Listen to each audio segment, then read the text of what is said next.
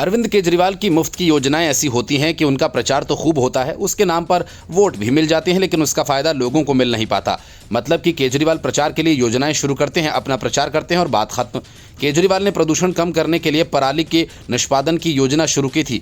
यह योजना महज 70 लाख की थी, लेकिन इसके प्रचार पर केजरीवाल ने 38 करोड़ रुपए खर्च कर डाले। ठीक वैसे ही अरविंद केजरीवाल जिस मोहल्ला क्लिनिक की तारीफ करते नहीं थकते, दिल्ली के उन मोहल्ला क्लिनिक्स में 2024 में महज 5 करोड़ की दवा का ही आवंटन किया गया। दिल्ली में करीब 600 मोहल्ला क्लिनिक हैं। अब अंदाजा लगाया जा सकता है कि इस मोहल्ला क्लिनिक में कितना इलाज होता है और इसका कितना प्रचार। वैसे ही महिलाओं के लिए मुफ्त बस सेवा है, जिसे अब केजरीवाल ने छात्रों के लिए भी फ्री करने की घोषणा कर दी। लेकिन केजरीवाल ने अब ये नहीं बताया कि दिल्ली में बसें कितनी हैं। अगर छात्रा बसों में जाएं तो बस कहाँ है। यही वजह है कि नई दिल्ली सीट से केजरीवाल के खिलाफ चुनाव लड़ रहे प्रवेश वर्मा ने पत्र लिखकर बसों के बारे में तीखे सवाल पूछे।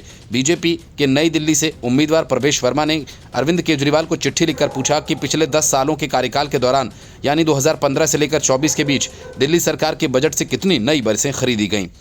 साथ ही ये भी पूछा कि कितनी लेडीज स्पेशल बस 2015 से 24 के बीच शुरू की गई। बीजेपी केजरीवाल सरकार पर यही कहते हुए हमला कर रही है कि केजरीवाल सरकार ने घोषणा तो कर दी थी कि महिलाओं को डीटीसी बसों में मुफ्त यात्रा मिलेगी, लेकिन हकीकत में महिलाओं को सुविधा मिल नहीं पा रही।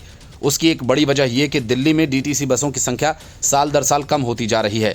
बीजेपी लगातार केजरीवाल सरकार पर यह कहते हुए पलटवार भी करती है कि दिल्ली में हाल फिलहाल में जो नई लो फ्लोर बसेस आई हैं, वह भी केंद्र सरकार की तरफ से की गई पहल के बाद, जबकि केजरीवाल सरकार ने दिल्ली के बजट से एक भी नई डीटीसी की बस नहीं खरीदी।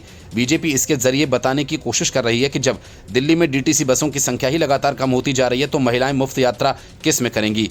इतना ही नहीं, बीजेपी इस बात को लेकर भी हमलावर है कि अगर महिलाएं मुफ्त यात्रा करने के लिए बस का सफ़र करना भी चाहती हैं तो उनको घंटों इंतजार करना पड़ता है और तब भी बस की यात्रा नहीं कर पाती, क्योंकि बस में जगह ही नहीं होती। बीजेपी जनता के बीच यही संदेश देने की कोशिश कर रही है। अरविंद केजरीवाल सरकार के दौरान घोषणाएं तो बहुत सारी हुई, लेकिन असल में जनता को सीधे तौर पर उनका फायदा नहीं मिल पाया।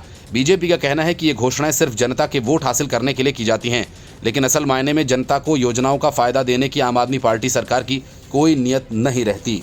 Report, news of India.